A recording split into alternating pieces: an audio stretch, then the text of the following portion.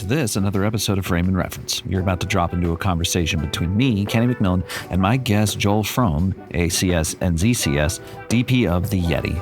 Enjoy.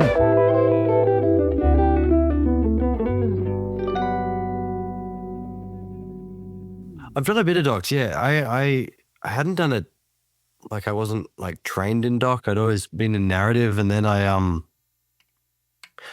through a friend of mine, I shot like the New York segment of Morgan Spurlock's Rats documentary, which was wild. And like Morgan's awesome, and it was just like he wanted to make a genre documentary, which was like such a cool, unique idea, and just to kind of give those horror images throughout a whole documentary was a challenge. And I just shot the New York segment of it, and it was really fun to kind of approach a documentary through like, how can we make this as moody and as horror-like as possible?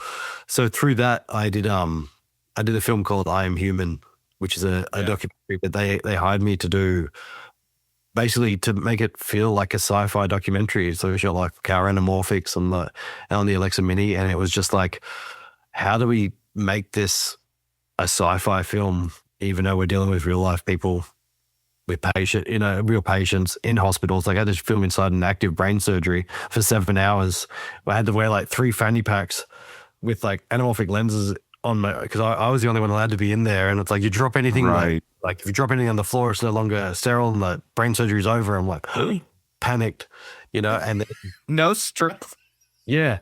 I'm like, so I'm swinging my own lenses and pulling my own focus. I try to cover everything in this 7-hour surgery, then have to take it off because I had to put the lead vest over at one point and put the lenses back on. And then 3/4 of the way through, like one of the lens caps fell on the floor. It was like one of those slow motion things. And you're just like, oh, this poor woman with her brain exposed. I've ruined everything. And like the hospital liaison just kind of looks at me and goes, it's fine. Like she picks it up and puts it in her pocket. And I'm like, thank you. But that was it was such an amazing experience, like to shoot a documentary and to have to do what you'd normally try to do in a narrative film and do it in the constraints of a documentary. Like, this is a real person. You can't make them do multiple takes of them going up and down the stairs. Like, she's got Parkinson's and she can barely go up the stairs. So it really was about framing and how we can be, if we could get into a whatever room we could before a certain one of the subjects would go into to try to light, to make it as moody or to make it match as much as possible. But when you're in the brain surgeon, you can like, can we turn off some of these lights? That it's not going to pop. So it's like, well, how can we still tell this story in a sci-fi way? And overall, like, I think it made me a better cinematographer, because it was just that way of thinking, like, this is a sci-fi, this is how we want it to look in a couple of frames or less. Can we still convey that throughout the whole film, and going on to other projects afterwards, whether narrative or, when you're trying to approach something, it's like, this is how we can make it feel and fit the kind of tone of the story, Yeah, then, you got an award for that. I did that one, and that was amazing. And then I did like the first season of the CNN Jake Tapper United States of Scandal series, but that's kind of my only doc experience, and that was it's great. I love going back to doc, and it's always an interesting thing to dabble in between narrative, especially sometimes for the pace. It's quite nice, like when I just come off like a really long, pretty tough feature, and when I did the CNN documentary series, and it's like, all right, we've got 3 hours to light, and we've got a 3-hour interview, and you kind of like, all right.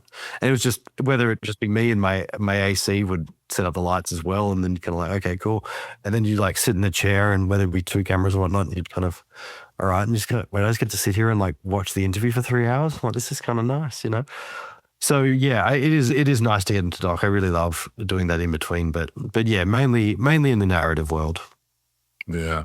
The thing I'm experiencing on that side is they say you'll get like an hour to light it, and then the subject shows up 20 minutes early or 30 minutes early, and then they're like, we got to go. And you're like, I didn't even, the camera's still in the bag. I thought I had more time.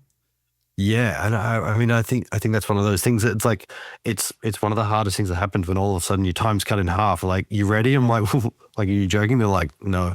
And it happens on all sides of films. Even when you get on bigger narrative stuff, it's like, oh, the actor wants to shoot the scene now. Like, they're emotionally ready for the scene, and you've just like, just been like lighting for the last half an hour. I thought I had 30 more minutes, but like, are we there? Are we close? I'm like, can you be ready in 5? I'm like, because you're not going to be like, no.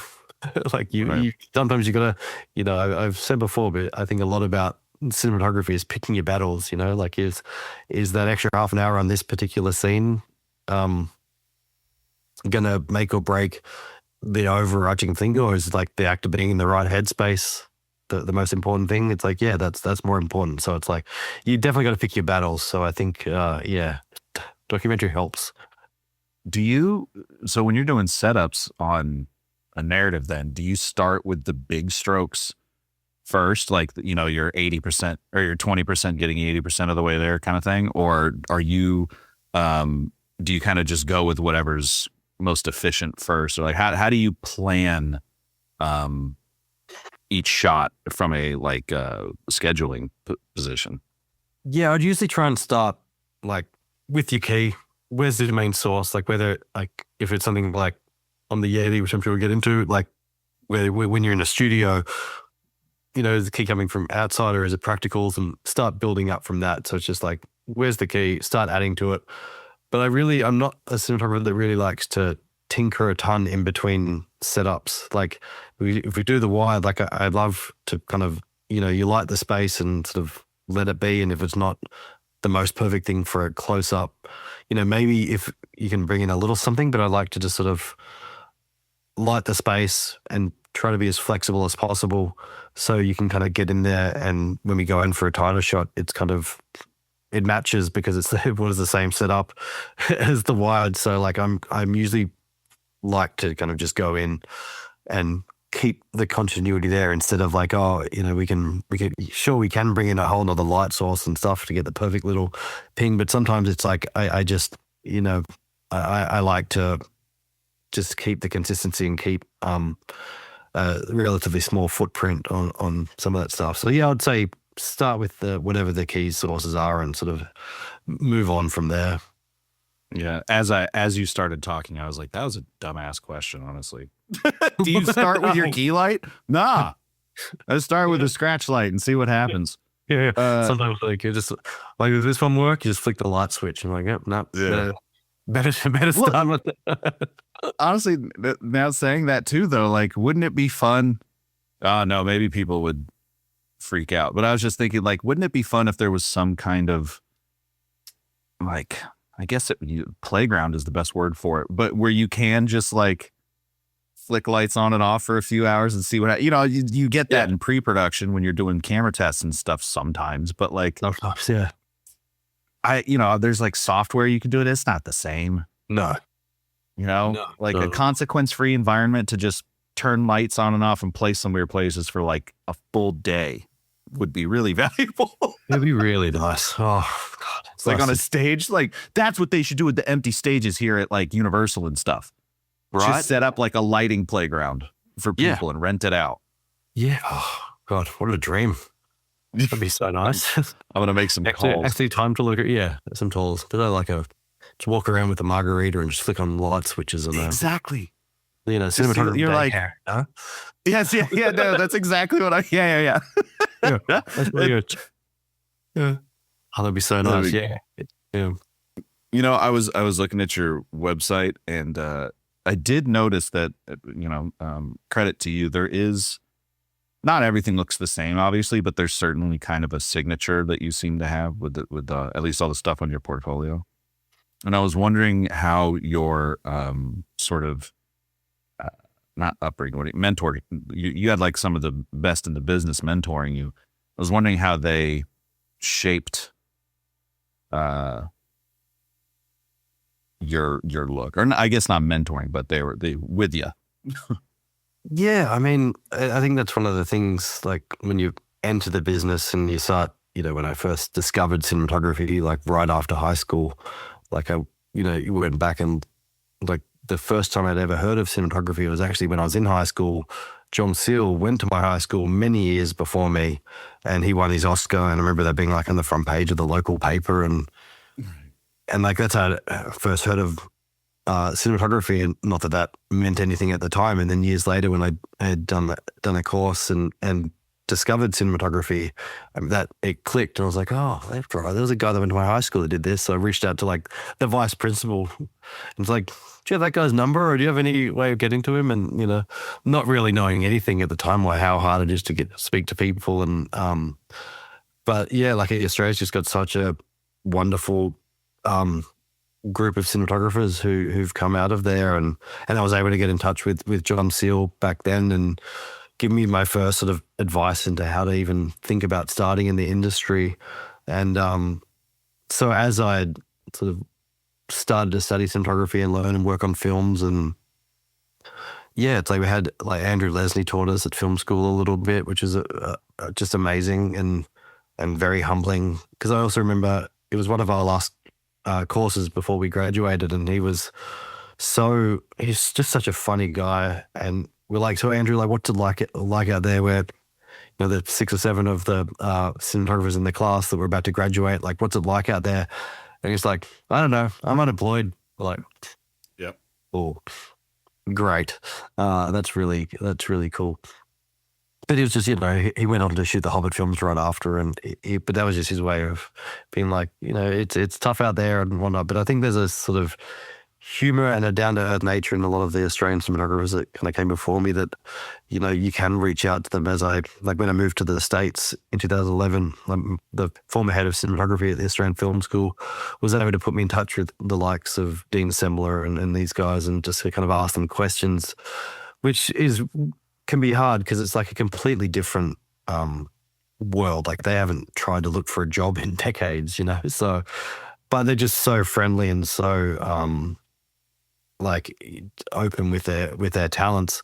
And I think when it comes to like style of some of these cinematographers that Australian cinematographers, I think like Australia's always known for being able to work with natural light, because the light in Australia is just so shit and strong that you're kind of forced to like, how do we do this? It's reverse London. Yeah, right. Yeah. It's like, I remember when Dion Beebe won the Academy Award for Memoirs of a Geisha, just like the beauty of the beautiful Japanese soft sun that he created in that. You're like, never to be seen ever in Australia, it's like, what a great job. But yeah, no, I think it's, I'm probably going off tangent a bit, but I think there's just a way of getting things done that a lot of the Australian cinematographers did that I really like, and the kind of mood and tone that they have in a lot of their work, like John Seal, obviously, but then as I was graduating film school, like Greg Fraser was just starting to really take over the world, and it just making such incredible images, but still has like, I remember seeing some of the short films that he did, like when I worked at Panavision back in the day. Like, I met Greg when he was dropping off some gear after shooting, I can't remember if it was a short for Jane Campion or something. But yeah, it's just like, even watching those films back then, there's just like this, the contrast that he works with, I just think it is just so amazing. And yeah, I think there's just a lot of incredibly talented cinematographers who are also very friendly and very open with their knowledge. So I think trying to take any tips and bits and pieces you can get from them has been very, very great. And I've tried to do as much as possible when you get the chance to talk with these cinematographers, for sure. Yeah. I've found that all the Australian folks that I've spoken to, there does seem to be a very like workman-like approach to cinematography that I think a lot of almost any other nationality, there seems to be a lot more like, not all the time obviously, but there can be a little bit more of this like, well, I'm an artiste. Yeah. And then the Australians are like, bang the light through a diffusion. No. Yeah, exactly. And it's like, I mean, I think I remember I've seen Greg being asked about that before, and he's like, well, I'm Australian. Like, if I say I'm an artist, it's like, I'm just going to sound like a dickhead, And it's like, yeah. You kind of have that sort of like, yeah, like we love what we do, but it's like, I don't need to yeah, we don't openly in the way that we kind of communicate. I think, and like another John Seal story, because I mean, you can go on for hours talking John Please Seal do. story, because he really is just such a wonderful. Like he tells a story about one of his first films. I think when he came over to do Witness with Peter Weir and Harrison Ford. I think that was his first like big US production, and he'd mainly shot in Australia, and he kind of came over there, and there was a shot that they wanted to do at ground level. And they had said, you know, camera low angle, wide shot at the ground, and like the grips to look at each other. They run over the truck. They come back with a bunch of shovels, and they start digging a hole. And like they come over with a plank and drills and stuff. And John's like, "What are you doing?" He's like, "Well, we're going to dig a hole, and we'll put a tarp down. You can get in there, and we'll put a plank." And the camera's like, just give me a fucking shot bag, and I'm gonna like a sandbag. I'm just gonna like lie on the ground and get it. And they're like, oh, okay, yeah, we could do that. And it's like, I think that kind of attitude is kind of how a lot of us started, and how a lot of us still continue through our careers, no matter the budget. I think it's definitely part of in the DNA of Australian cinematographers. Yeah. You mentioned a few moments ago about like the lighting, the sun and all that. And I was wondering if you are able to articulate, because I don't think I've ever like specifically asked, but like what is sort of a representative sample of what that modification looks like? Like if you see an outdoor shot on the beach, what would stand out to you as like, oh, an Australian shot that versus like someone from LA? I think it's finding the balance of like, I mean, diffusion's always such a hard. I mean, it's still even now and everything. You're like, was that diffusion the right one? Was it too soft? Was it too strong? And I just think because the sun in Australia is so, I mean, it's so harsh. Like when you get back there, and you just can't really go outside without sunglasses during the day. It's just it's so glary and hard. So I think it's just more of being how to soften it without it just feel like you've got just a heavy diffusion in front of it. Like there's a naturalism, and I still definitely struggle with it. You're trying to make it right. Because I think that's one of the hardest things to do in cinematography is like a exterior daylight sun, but the sun's going to be on someone's face and at the wrong time of day, and you can't schedule it around from that. But I just think it's being able to control the sun, but keeping it natural feeling. I think that's something that because when you have to do it in its absolute hardest, which is like in Australia, I think when you've kind of dealt with that and like, well, if I use this kind of combo of like silk and maybe another frame like that, then I can I get in the ballpark of it feeling natural without feeling like I've just got all the diffusion in the world knocking down the sun, So I think that's probably turns into just a shape. Yeah, exactly. Big soft source is nice, except when you're outside. Then it's weird. Yeah. Then it's like that. I don't like that. And then it's just like, no matter how big the soil is, like, oh, well, that back, down there on the beach, that ground is very hot. Like, yeah. That doesn't match. But you're like, I don't know. It is so. That's what's I this is unrelated to almost everything, but I was watching the new Fallout season.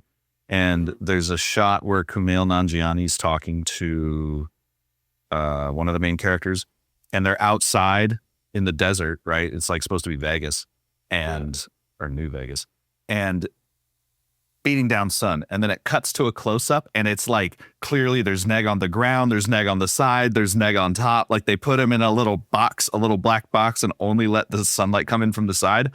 And I asked my girlfriend, we were watching, I just was like, did you notice anything? She goes, no. And I was like, fuck, incredible. What are we doing? Direct sunlight to black neg box and nothing. Didn't even flinch. Yeah. I need to go for a walk. I need to walk that way. Right. Yeah. It's so hard. Yeah. It's so hard, but yeah. It's just crazy what you can get away with. I think that's early on. I know I really got stuck up on not just making things match, but just thinking what natural looked like and realizing you can get away with natural but precise, or like stylized but precise. Mm-hmm.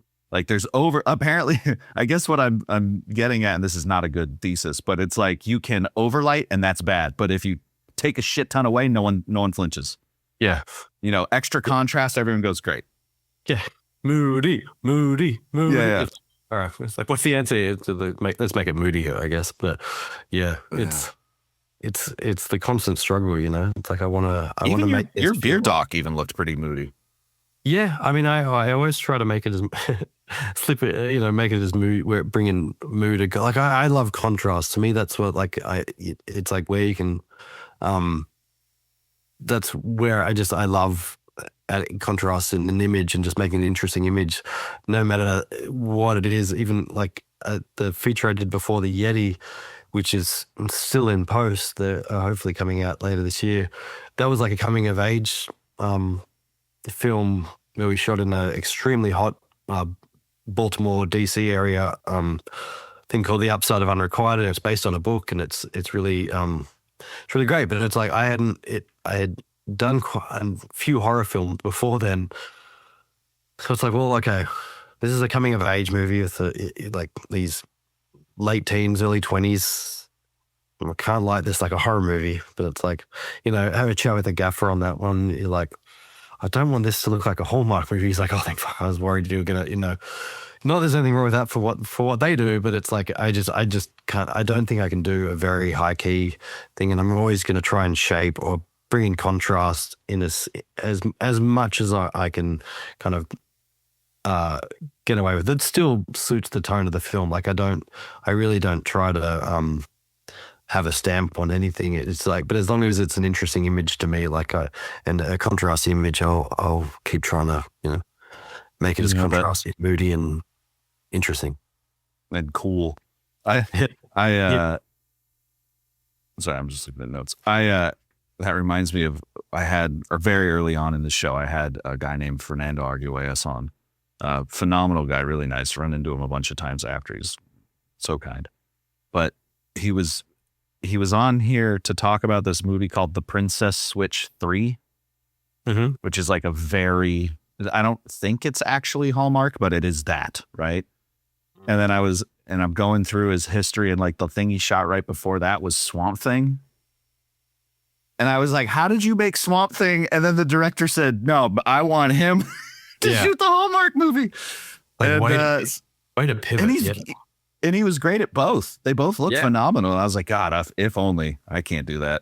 I mean, that's what, you know, I think is just good cinematography is, right? I think it's when it's like you have the ability to bring a tone or whatever to a story, but it's like you can be a chameleon. Like I think some of the best cinematographers are true chameleons. Like I remember, like in Darius Kunji's book, like I love Darius, and he spoke about how like he thinks you can, you know, not have like he's amazing. And but he went from I can't remember if it was before or after 7. He went and did Stealing Beauty, and then he did a Woody Allen film, and then he went and and it's just like you put those 3 films in front of most people and you're never going to know it was the same person. And like, it's so admirable. And it's like, as much, you know, I as much as I try and strive to give everything a different look, it's, you know, it can be hard because we've all got tastes and what we like, but it's like, guys like him are just absolute masters of the craft, you know?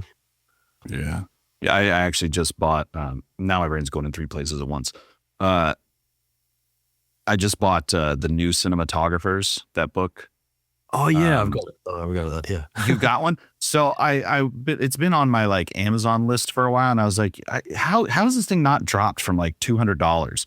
Yeah, and then I found that it's just out of print. And so I found a guy on eBay selling it for $70, and I was like, oh, fine. And really, I just want it for that Darius chunk to see like, oh, what else did he talk about? But obviously, it's 60. I'm looking at it. It's got like Lance Accord and stuff like that. Who hasn't shot for. Oh yeah, it's like the new. They need an updated one. I would love to see it. I'll tell you what. After 240 episodes of this show, I was like, I've got a book. I just don't know how to write it. Yeah, right. Yeah. That's a great idea. If I could just give it to an editor, like here's the best, because that's the thing too. It's not about like, obviously you want to hear from your Darius Kunjis and stuff, right? Mm-hmm. But there's so many times there's people that don't have like that big of a name that give the most valuable advice. Yeah. And it's like, it's hard to compress it all into, I guess it'd have to be topics, but yeah, for sure. I mean, it's such an interesting industry. I think cinematographers in general could be, I mean, some can be so guarded of their knowledge of like everyone's trying to take their jobs and stuff like that. And it's just like, but I do think overall it's like there is, even though there's been such a roller coaster of an industry, there is a lot of the top people are all the ones that are that are more than happy to share what filter they use or what they did or what their tips and tricks. And it's just like, there really is a lot of knowledge sharing from wonderful people. And I think we're lucky for that for sure. Yeah. I mean, I remember Fraser putting on. Yeah. Sorry, What were you going to say? Oh, no, I was just saying like how, there's so many, emerging cinematographers and great cinematographers out there now. It's like since that book that it's just doing such incredible things. And it's like, yeah. And people being so helpful and sharing how they did things, like, I mean, yeah, like how many episodes of the podcast you've done with such wonderfully and talented people. It's just like, yeah, there really is a lot of people wanting to share and help others grow as cinematographers. That's amazing. Yeah, and then I was going to say, speaking of Fraser, he put out that Dune 2 lighting book on the ASC website, I think. Yeah. Like what a treat that is. Like it's not very often you get a like full on lighting plots with BTS. Yeah. There's like 100 pages of it. I got to get that. Yeah. I'll send you a link, but what's phenomenal about that is it kind of gave me a little bit of peace because obviously it's like thousands of fixtures, right? And you're just like, this is impossible. But if you kind of like squint, fuzz it out a little bit, it really just is key light, side light, or like, top light, side light, meh. It's just bigger. Yeah. I was like, all right, that's nice. Scaled up, right? Yeah.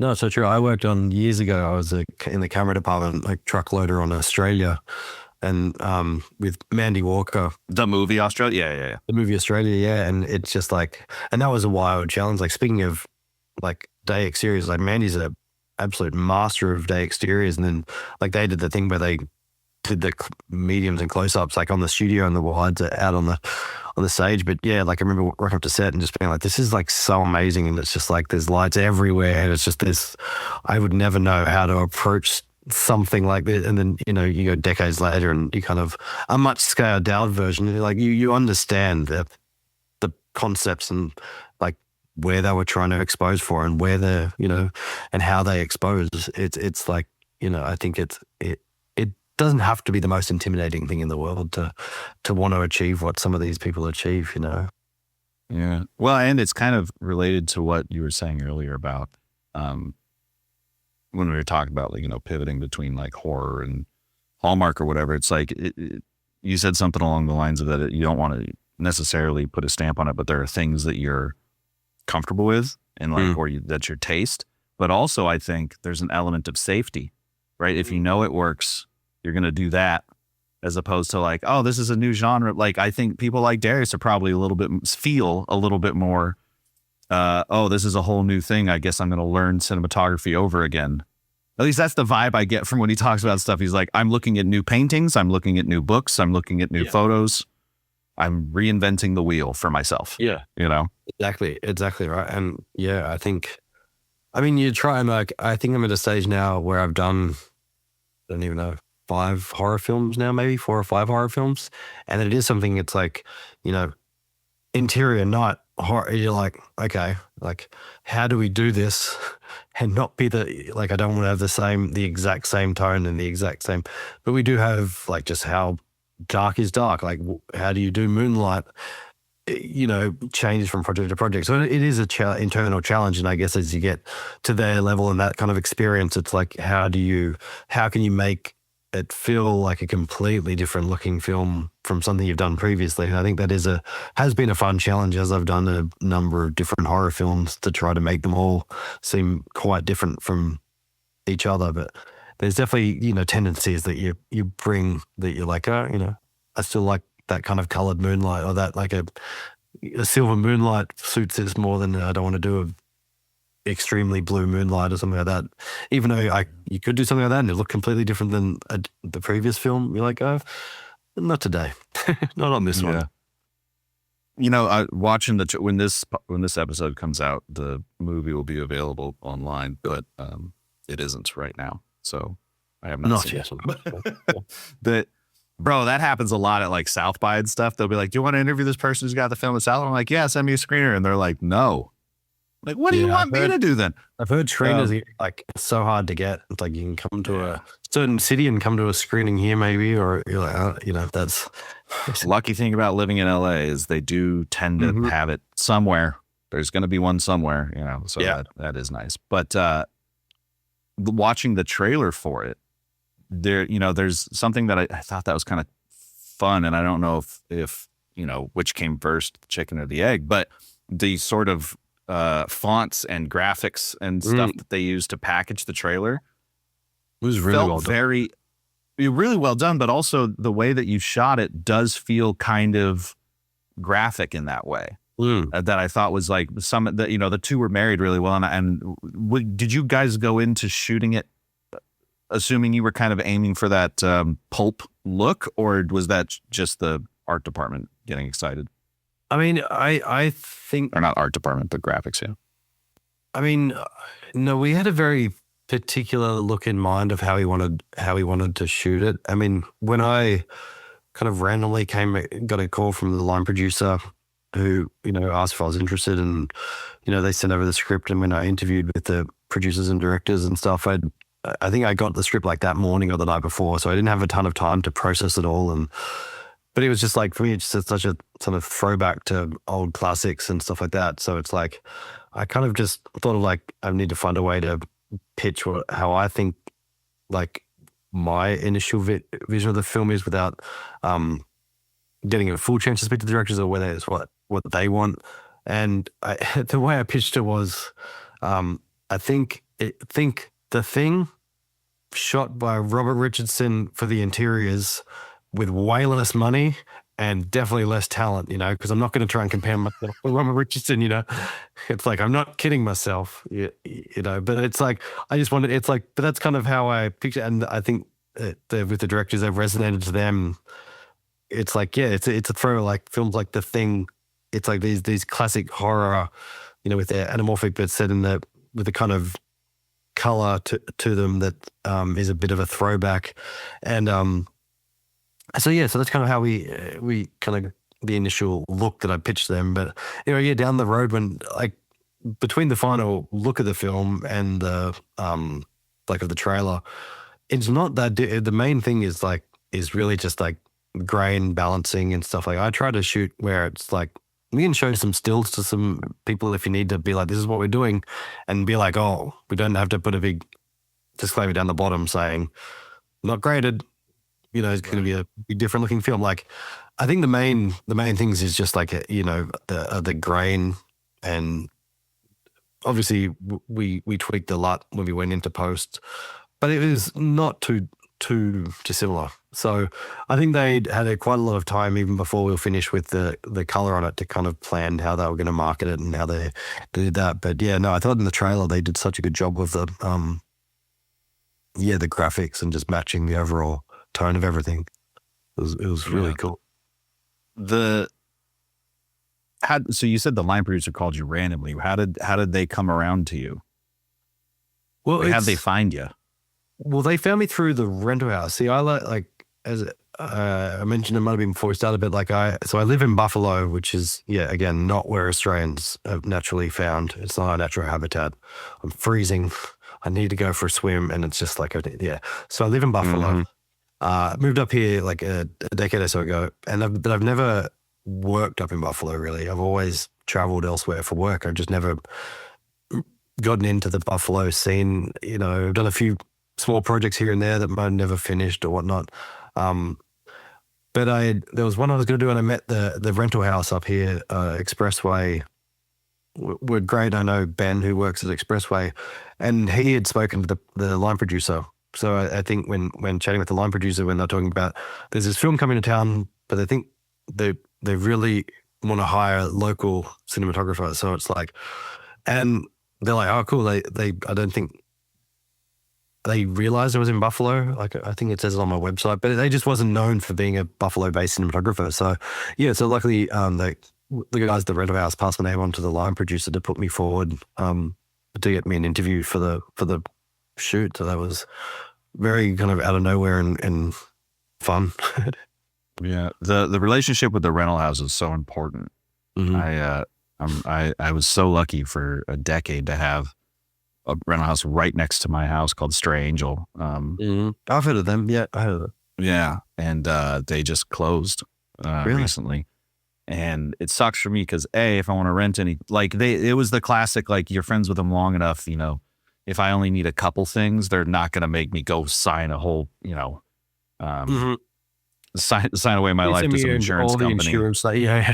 Yeah. They're just like, just take it and don't break it. Yeah, yeah, yeah. Um, and now I got to go to Keslow, which isn't obviously the best in the world, but they're the Mm. best in the world. So no line producer no one's getting my name to a line producer at Keslow. Maybe Yeah, it's Stray. yeah, yeah.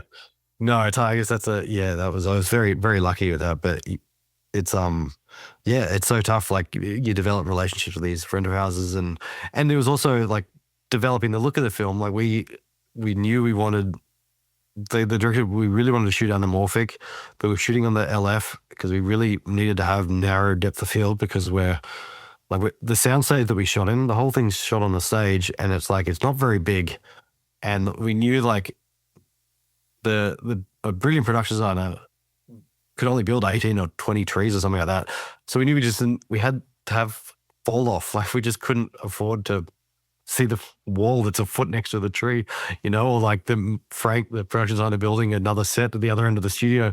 So it's like we knew we wanted anamorphic a lot for the kind of like the thing, but also for the fall off. So, but they didn't have Expresso didn't have a lot of the options that we wanted, and Will, one of the directors, was very particular about lenses that he wanted, and like I think they had originally spoken to Panavision about trying to look at some of the Panatars, and it's like lovely, but they had just gotten so busy and anamorphic. They're like, you can't say anamorphic, unfortunately, without having a budget of a few $1 million, we're like, Right. so to look elsewhere. So it's like, yeah, had the relationship. We wanted to go with the rental house in Buffalo. I definitely did, especially knowing that they had put my name forward and help and spoken about that stuff. But I just think like I'd also a good relationship with Ari, and I went down to New York and did a bunch of tests, and yeah, so it was a big, you want to keep relationship with rental houses, and especially like I used to work at Panavision back in the day in Sydney. But luckily, the way it all kind of worked out, like we did want to shoot. They didn't want to shoot on the the Orions, the Atlas. Like they didn't like the flares of the original Orions, but they liked the Mercuries quite a lot. So, but this was in January, February of 25. So they just started to set out the B sets, So they only had the A set, and it was like, we just don't think we can shoot the whole movie on these 3 lenses. So it's like sorry, And that 100 is enormous too. Yeah, yeah. So we're like, we may have to go to a different rental house. I'm like, we really want to go local or go all this stuff. But luckily, I have a friend that works at CVP in the UK, and put me in touch with Atlas, and they were able to look up where they were in the list and be like, you're actually due to be shipped out pretty soon. Like, it'd be really great if you could possibly send them out very soon. They're like, okay. So then like 2 days later, the rental house was like, yeah, we got the full set, we got the second set of the Mercuries, and we're like, oh, Alice, I love you. That was really, really clutch. So we were able to get everything local, but because you want to develop this relationship with these rental houses, no matter how big or small, it's like, it is important, but them putting my name on it, very grateful. Yeah. And when I said 100, I meant the Orion is massive. The Mercuries are very compact. I actually know Dan Keynes, like, we're friendly. And he's always been like, he'll get it done. Whatever you need, he'll make it happen, Yeah. Yeah. It's like this new Atlas. the two lens that they created. Oh, yeah. He was like, ooh, you're lovely. I always wonder, like, and this is not about Atlas specifically, but I always wonder when companies come out with, okay, it covers over 100, 100 millimeters. Yeah. Like, did you just rehouse like a Mamiya lens and then maybe do some extra zhuzhing? China's out here making 100 Super 35 and full frame lenses a day. and they're all very optically clear, no breathing, great budget options, cool. But no one's making, optics that cover IMAX or greater unless you go medium format. So again, I don't know if Atlas is rehousing lenses or whatever, but I'd be fascinated to know if they are making it, like that's going to fly around the lens industry pretty fast. And our other companies going to immediately start spooling up large format or whatever you want to, large format optics. Although now that I think about it, photography, right? Yeah. The like plate photography or whatever, the actual large format 8x10 or whatever it is, those lenses are tiny. They're like pancake lenses. But it's obviously really far away from the for sure. Point. Yeah. No, that's so true. I wonder, I don't know enough about lenses to speculate. No, again, this is where my brain starts to go like, I don't know what the ins and outs of optics and stuff. Like I remember when I worked at Panavision, going up to Grant, who was the head lens technician there at the time. It was just like, it was so fascinating how they could, and that was really before they got into the whole detuning and customizing stuff. And it's just like, you see, you read everything from everyone going out to Dan at Panavision in LA, just like there's stuff that you could kind of do everything. It's so fascinating. I wish I understood more about it. But I think that's one of the things as a cinematographer. It's like, you don't have to know every technical thing. I think that's really important to stress. And that's one of, like, when I was at the Australian Film School, like Jan Kenny was our head of cinematography, who's a number of people who've been on the show also studied under Jan, and she, like, one of the first days, because she knew I'd come from Panavision, and another one of the guys I went to school with had come from another rental house, and she was worried there would be technicians at heart, and she was like, it's an art, not a science. It's an art, not a science. So just really get that through your head. I was like,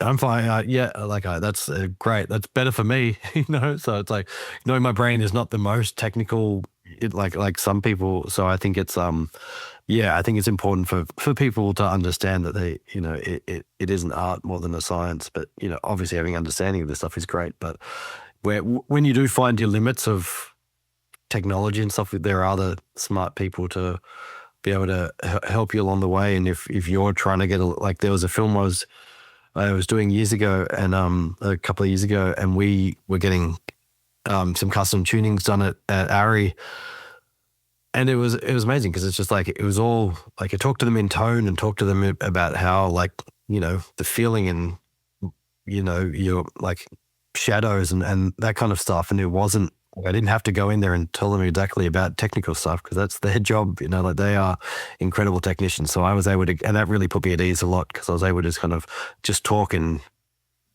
pictures and images and just feelings of how we wanted them to work. And it was an amazing experience. And until, the day before gear checkout, they got too busy and they're like, we've got to take those lenses. You got to find something else. Like, that was tough. Coming up with a whole new look of the movie, with a day or so to do some wild tests and all sorts of stuff was fun. But I think it worked out for the best. But no, it was a really cool process to realize, like, I don't need to know the ins and outs of what they're doing to the lens to be able to communicate what you want to feel.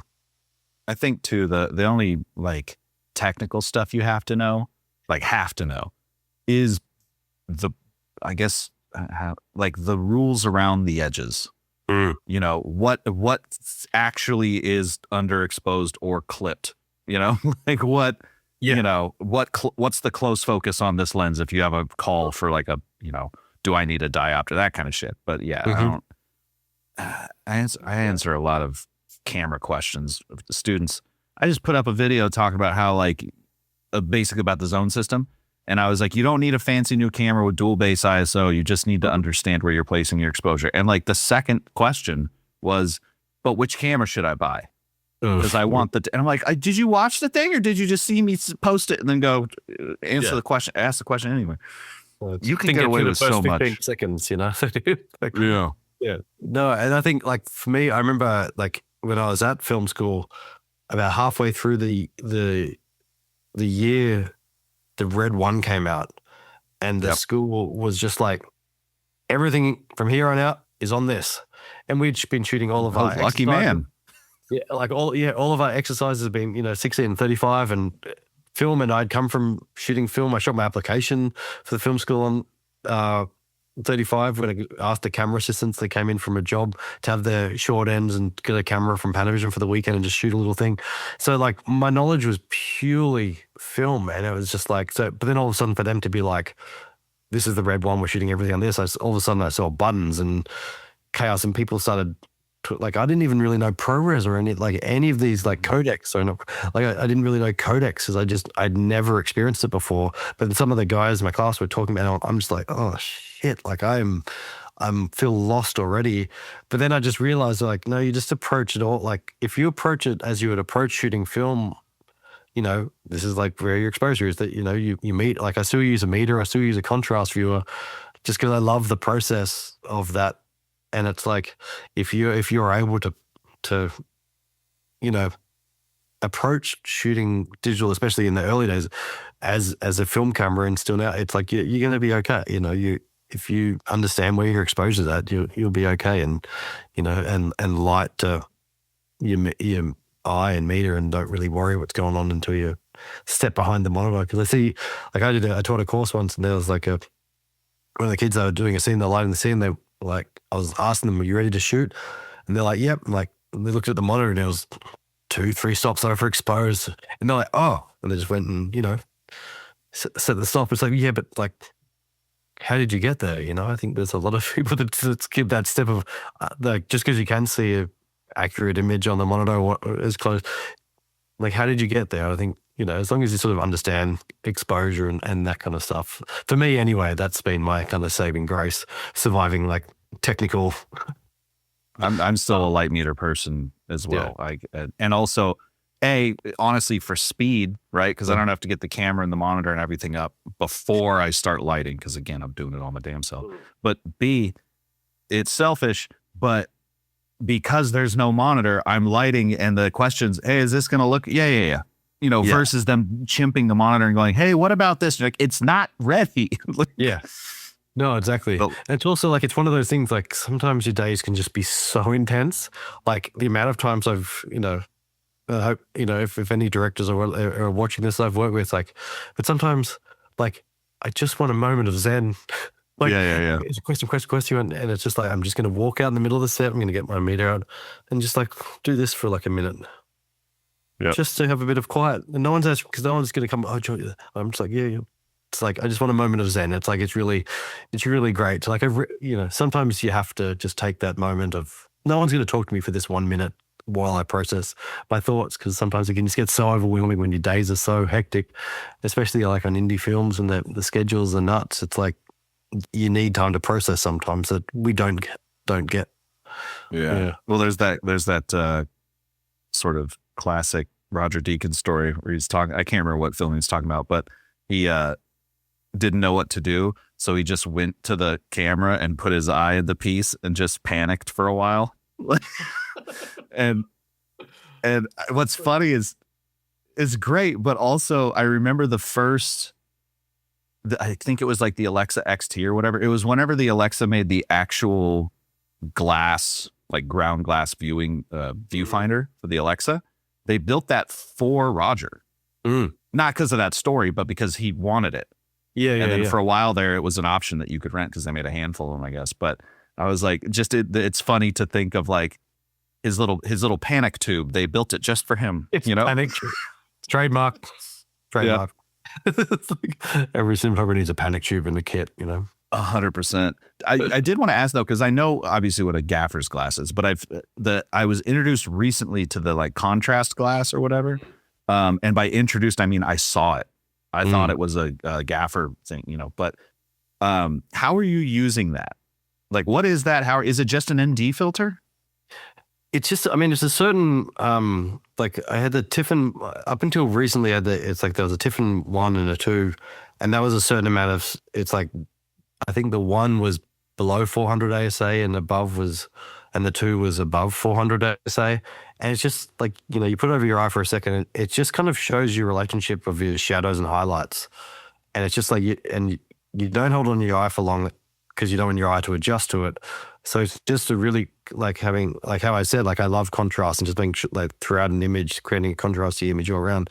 Like I just I like it as a way of just sort of just knowing as an overall, when you just strip everything back, like how is my relationship overall? Like when just looking at certain objects or the scene or an actor, you can kind of see, how is my relationship with the highlights and shadows. And I have found it very beneficial. Even, I work with one guy, a sound guy, who always used to be like, he called it my here, see, like when I'd be doing it. So I'll be doing it like looking at the actor, and you see in the background this, yes, here, he's talking old timer, making fun of me for now.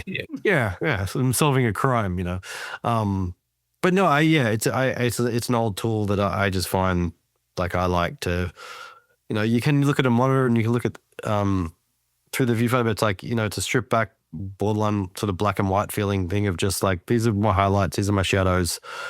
How does that feel throughout this scene or location or on an actor's face? And when I meter, a lot of times the meter is just over the overall sort of like contrast ratios of like the actor to make sure we're staying consistent through the whole film. So you've kind of done that by eye. Like I do a lot of that by eye, and then just double check. And if like, I need to come up on that light a little bit just because, just to get the right ratios. But yeah, that's kind of how I sort of approach lighting and stuff like that. A lot of it's just by eye and contrast viewer, and sort of without sitting by the monitor the whole time and instruct, that's kind of how I sort of learnt and have stuck with it, even if I do look like a weird old person trying to solve a crime, Yeah. I'll have to look into that, because I definitely, as I've progressed in my career, I'm going more back to, I guess the film technique. I learned on 16. We didn't get the red until I was in college, so we were all on DVXs. And I just remember having gone from 16 to the DVX as a child, basically, I was 18 or whatever, and being all like, this isn't how we did it, and felt, such a dickhead. I like it. But it just, even having a light meter was like huge. Just, again, like you're saying, like just being able to suss out ratios, because, we weren't doing that. We were standing as far back as you could, zooming all the way in, and then you got that little Toda light, and then you just blasted your friend with it. They melted. Yeah. It's Toda though. Yeah. I had a kick. Now you can get... Bro, I hated those things so much. And then you couldn't even pack them away. They just had to sit there and burn bugs for like 3 hours while they cooled down. Some of those lights, I haven't used any of those in a while. I used to use, when the first film school I was at, I think we had a couple of redheads, like redhead, a blondie, and a Dito kit. Like I used a Dito kit so much. I still throw a Dito kit on a truck. It's like, because sometimes all my brain just goes, you could use a Dito here for that little slash of a tungsten, a bit of warmth or something like that. And it's like, oh man, I don't know if people are still using those. Probably not. I'm sure there's way better things these days, but it's just like, they're fun. They were fun. Yeah. Did you on the Yeti? You mentioned it was all. I completely spaced that I was going to ask this. You'd mentioned that it was all on a stage and shit. Did you kind of, even going further back to your idea of keeping it all simple, did you basically like pre-light that stage and then just bring in things to modify, or were you tackling challenges every setup? That would have been awesome. I would have loved that. That would have been great. So like the soundstage, like they've just built a big new soundstage in Buffalo, but they're mainly doing, I think mainly sort of Hallmark type movies there. So Filmworks, where we shot, is great and they're lovely, but they're not proper film stages. Like I think the first big one, they had the Quiet Place film, Quiet Place Part 2 came through, but they don't have any overhead rigs really to do anything. So there's one little section that has a small amount of pipe rigged above the set, but that covered not nearly enough for us to do that. So we were pretty much solely on the ground, or solely we were able to, we had such a small lighting package, which was like we had to fight for everything pretty hard. And it's independent film, because like I think we only had like 2 sky panels and they were just basically doing the psych, like the backdrop, just kind of the ambient there. Like the gaffer, when I first met the gaffer and we kind of submitted the gear list, he's like, this is a lot. And production were kind of like, yeah, this is like, you got to cut some stuff, and we do some cuts. And once we got down to our final list, he was like, I just did a short film with like a kit that's like quite a lot bigger than this. And we're, set in the wilderness and in the remote Alaskan wilderness, and we're doing it with this. And it's like, yeah, we'll make it work. And, I think it was a challenge, but I think having a minimal kit, we kind of had a plan on we want it to be sort of single source moonlight as much as possible. When we're in the woods, like Nosferatu had just come out a few weeks before we saw it. Like, yeah. And it's just like, oh, this is so beautiful. And like, one of my memories of the film was Will, one of the directors, we'd just be in the middle of anything and you just hear in the corner, now we are neighbors. And so you would just be yeah. Just like while we're talking about something else, he's just quoting it. But no, it was great. But it just such beautiful work. But there was the one shot that really resonated was when it's the big driveway and it's just that big moon and and it's just this single source that's so lovely. And so it's like that really resonated with kind of how we wanted to have moonlight feel. But then going back and looking at some of the films like The Thing, and it was always a bit more stylized than what I would do now, this like with all these new lights and the complete naturalism. Like, it's like I always aim for the naturalist approach, as they say, but I knew this had to be a little bit just a little bit brighter, or not even brighter in some points, but a little bit glossier in a way. So like my light was a little bit darker that I had on my monitor, just so if I thought it was, so I wouldn't push it too far. It's like, I'd be tempted to be like, let's go down a bit, let's make it a bit darker. And it's like, no, we this is the world we need to live in, like, just so I wasn't tempted. And but yeah, so we mainly had we were able to get like a relatively small like articulating arm, and we had like the 600C, I think, the aperture, Sure. like our main moonlight. Occasionally, I think once or twice we put an M18 on there that we only used a couple of times, just because as the film progresses, we got a lot more haze, and so sometimes to cut through it, we really needed something stronger. And then we had an air light. That was our main. It was like one of those inflatable sort of balloon. It was like a 1K air light, like which is Cinemat or whatever. Yeah, I think the brand was Airlight. Yeah, I think the brand was Airlight. But and that was kind of our general. That was on just a big like combo that we can kind of maneuver around. Sometimes we would we'd kind of switch whether that or the strong moonlight source was on the articulating arm, or we had a Max Menace as well. And then I might have like a little light mat for a bit of a catch or a feel type thing. And it was like that was pretty much it, and we would sort of move around a little bit. And once we were done shooting one segment of the forest, it's like, well, now we've got to try and shoot slightly different direction and make it look like a completely different part of the forest. So we'd kind of, so I'd try to mix them up a little bit and kind of mix and match to make it not feel that it was the same, we're in the same part of the woods. Because like it said, I think, I can't remember if we had 18 or 20 trees, and we weren't able just to move them after every scene. Because like, by the end of the film, like the snow mats were hammered shit. Like poor Frank would like, just please don't do any close ups with the ground. Like, I'm trying, Frank, like I'm really trying. I know we've been on this for 3 weeks, or 18. I think we shot for 18 or 19 days. And that's a pretty quick clip. Yeah, I think we were 19 days. Yeah. So, and so I'm trying to move the different like key sources as opposed to the other, like the moonlights, just to try and make it feel like a different part of the forest, if it was the same tree, until we moved to completely flip and shoot back the other direction. But we couldn't move the background like our psych, because that was you just couldn't do that. So that's where we needed the lens fall off, so we didn't see them building the other sets back there, or Video Village, just because we just didn't. It wasn't a massive studio, so it was certainly a challenge for sure. Yeah, when you do something like that, do you find like there are plenty of instances where I enjoy having options removed from me, because I'm the kind of person that will spiral out with too many options and like not take action, like if because I'll just think like, what's the most optimum way to do this? and I won't just make a choice. Whereas if you only have like one light, you're like, well, but I know what to do with this. Yeah. Did you find that type of thing coming out, or did you find constantly like, oh, if only I just had another, another thing over here, another thing over, or did you lean into it? Right, sound like I'm being attacked. My dog's trying to get through the door. If you can hear that. Oh, same. My cats do that shit all the time. I couldn't hear it.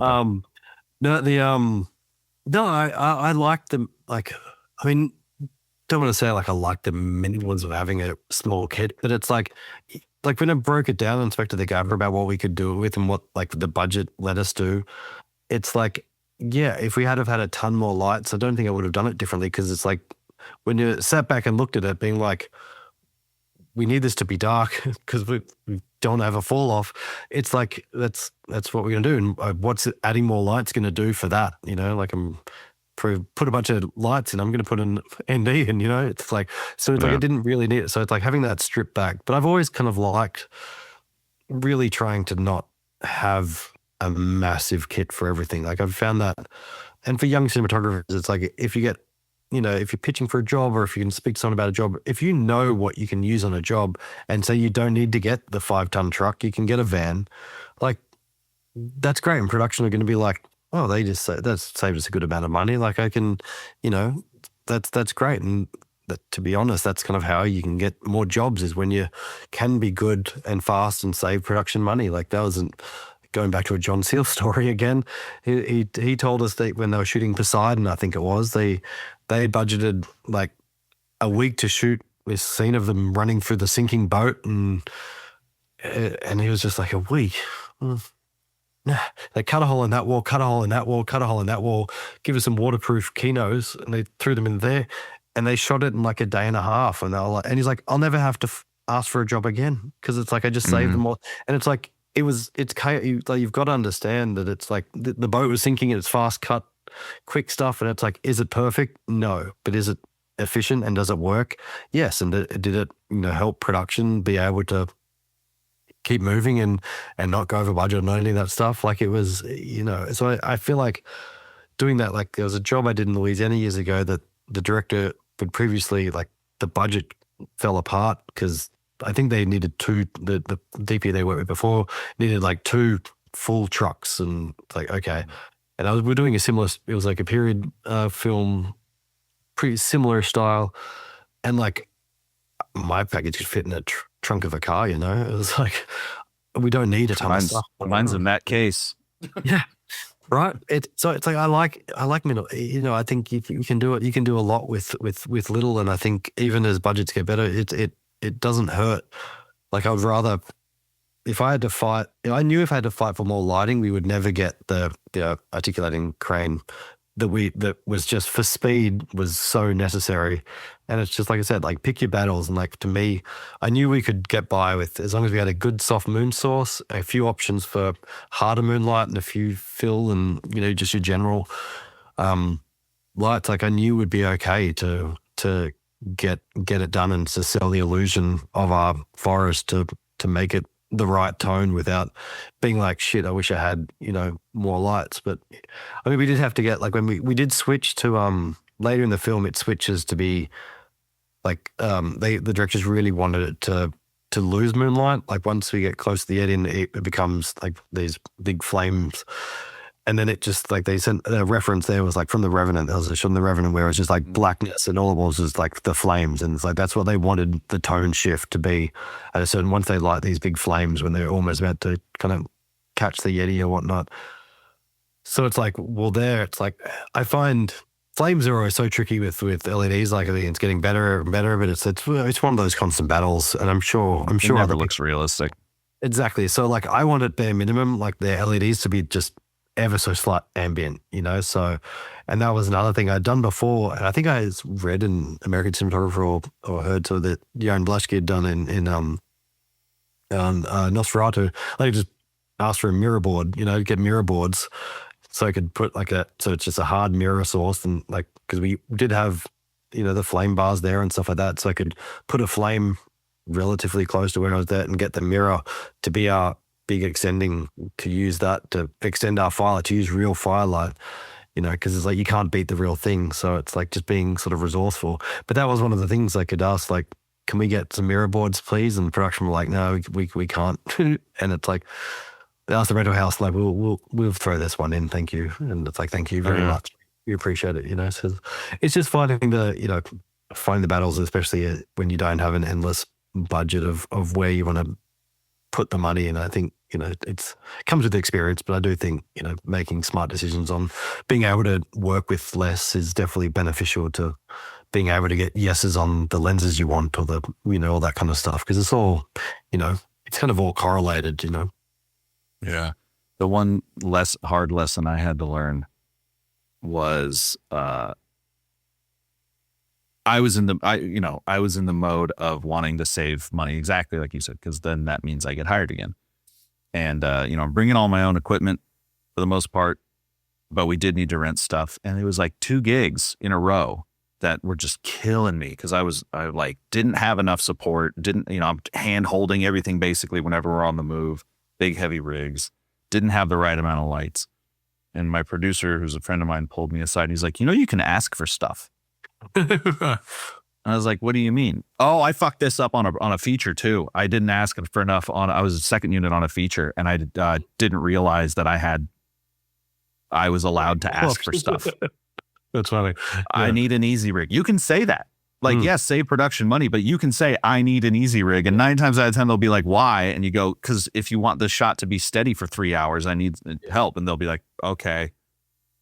Like, yeah, exactly right. I mean, it definitely, it can't hurt. And we had those, like, and you have the battles, and you have like the ones, like it's every film happens no matter what the budget. Like, you're going to have the conversations when you're like, we want this. And like, why? And then like, they give you a yes or a no. And if it's a no, that's just kind of how it is. Like on this, we had a B camera, another mini LF, but we knew we couldn't use it that often because, again, the sets, we just couldn't get in for a very different angle all the time. So we use it a lot for kind of action and stuff, and maybe some interiors and whatnot. But we had to tether that B camera. Like, we had to run a BNC through the woods, the camera team running through the team, because we were just like, we please get another, Teradek receiver. And they're like, sorry, no. I'm like, so that's kind of where we knew you are with the budget. And it's like, okay, we'll make it work. But it's like when they're like, we need to go faster. It's like, well,